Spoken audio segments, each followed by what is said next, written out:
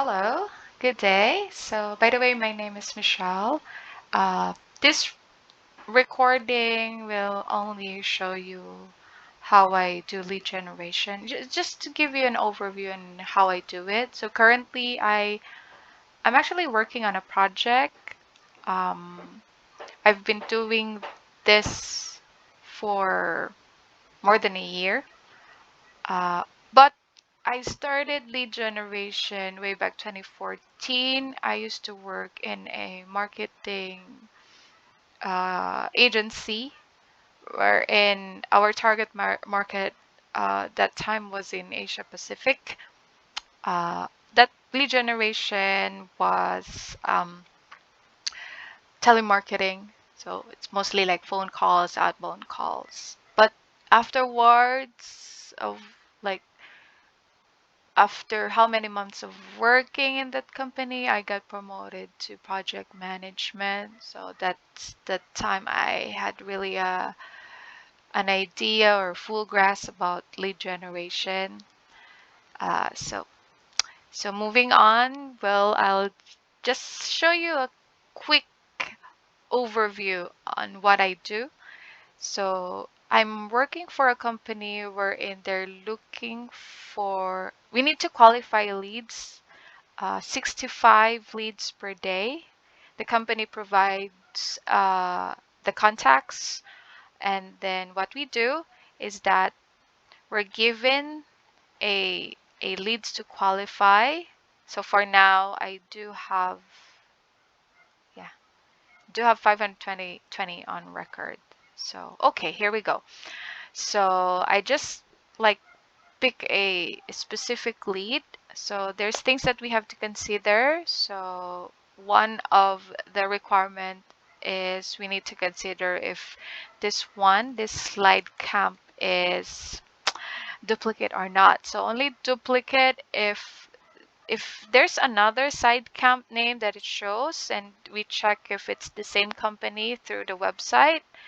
If it doesn't show website, usually it includes the you know the LinkedIn. So we just check the LinkedIn through LinkedIn. That's where we gather information and check of which company it is or look for the website. So normally that's what we do. Actually, there's a lot that we need consider, but let's just focus. I'll just focus on what primarily is our target here. So yeah, like I mentioned about the duplicate, we're actually looking for VMS. So VMS stands for Vertical Market Software.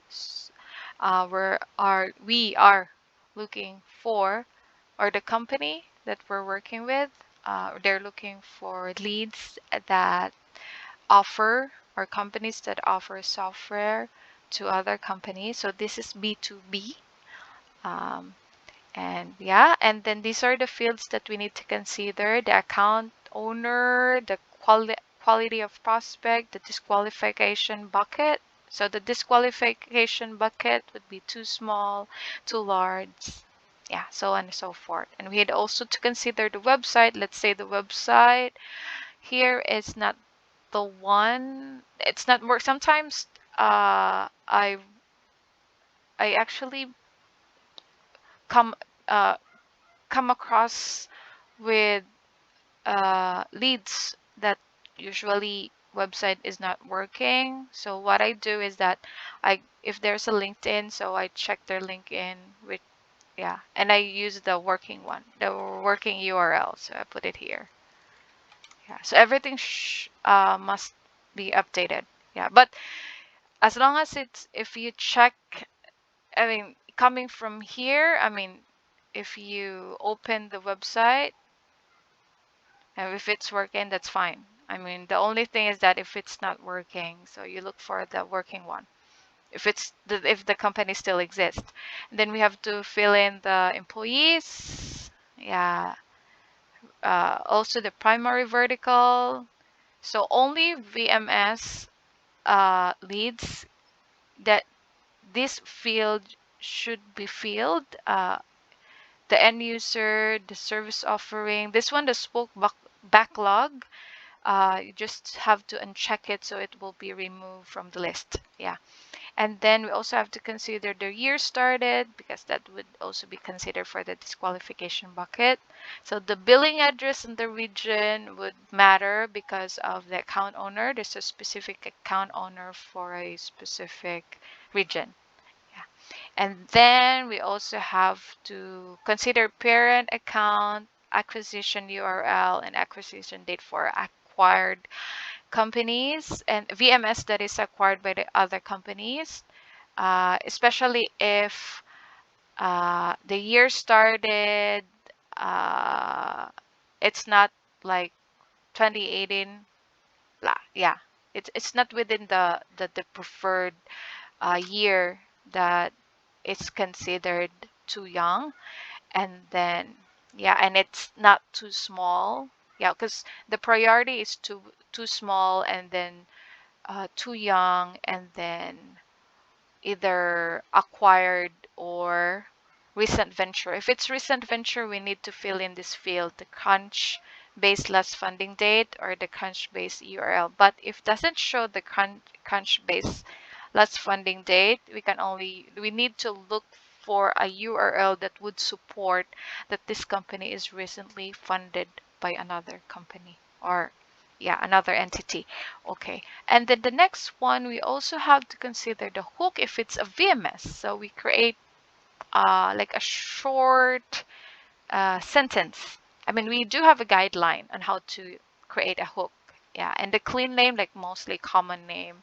Like for example, my true name is Michelle Jane, but most of my friends call me Chai, or by my nickname. So that's usually what we put in the clean name. In the sub industry, well, usually we only follow sub. This one is a bit really tricky. If we cannot find the sub industry, we just follow whatever it's in the hook. Let's say, yeah, I will show you. I will try to qualify the lead here, this slide camp, so I can give you like an idea how we get the sub industry. Okay, so let's go ahead. Let's say this one is basically a VMS. Yeah, as I can see here, we consider the request demo, and then the presentation here, this one. Yeah, it's like a feature. So there's a possibility, but to confirm that one, we also need to check the LinkedIn. LinkedIn is somehow helpful. Like this, we need to check. Oh, we actually read the overview. Yeah, it's a platform, professional style library platform for presentations. So possible software. And then this is a great help for us. So products, it shows here, yeah, this is a presentation software. So we can confirm this one is really a software company, so a VMS. So once we understood the offering of the company, then that's the time we consider if this one will be disqualified or not. This one is obviously disqualified because the number of employee, it only has one employee here on LinkedIn. So we need, but just in case, just for example, this one is not a disqualified lead. Let's say it passed, it's not too young, it's not too small, it doesn't have any recent venture funding, or it's not acquired by a company. So we this is an example of the hook that we do. So this is part of the guideline. We put after or given, but for this one, let me just use after, since yeah. Normally, if it's like less than 2010, it's 2009 and below, we need to mention the years they're in the business. So let's say for this one, it's 2016, so no need for us to mention. But just for example, it started 2005. So I just check how many years they've been in operation. Let's say we base it in current 2022, and then 2005. That's my example. So they've been in the business for 17 years. So I just put 17 years plus. Yeah, years in providing the software, that's the service offering, or if there's a specific software, you just put, oh, it's off. Sorry. After learning 17 plus years in providing presentation software solution. Yeah, we have to put software solutions for this one. But example, if there's, let's say, SlideCamp. SlideCamp is the company name, but they do offer like they their software has its own name. Let's say uh, Camp Software.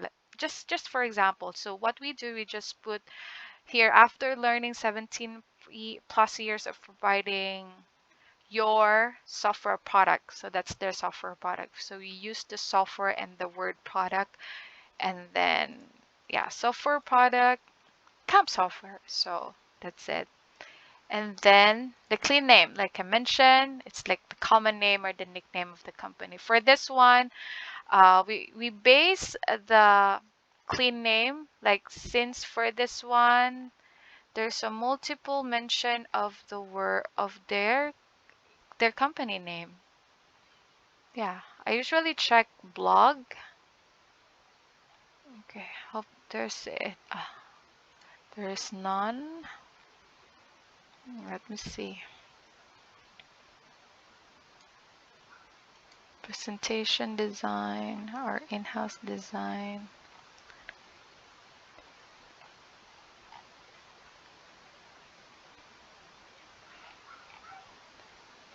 Charts. Visualize. Okay, for this one, I need to check the uh, side, yeah, SlideCamp. Yeah, mostly use SlideCamp. So that's what we put uh, in the clean name field. So for the sub industry, let's say it hasn't, I mean, the software itself is the company itself. So what we do, or what I usually do, I mean, based on like the suggestion of the BDs, well, we just check the specialties. So for this one, yeah, I'll just go for the presentation. So I put presentation management here. Yeah, that's the sub industry. Yeah, that's it. And then submit. And also if it's VMS, if it's a qualified lead, we look for the contacts. So normally we use Rocket Reach, and if it's not in Rocket Reach, I use Apollo.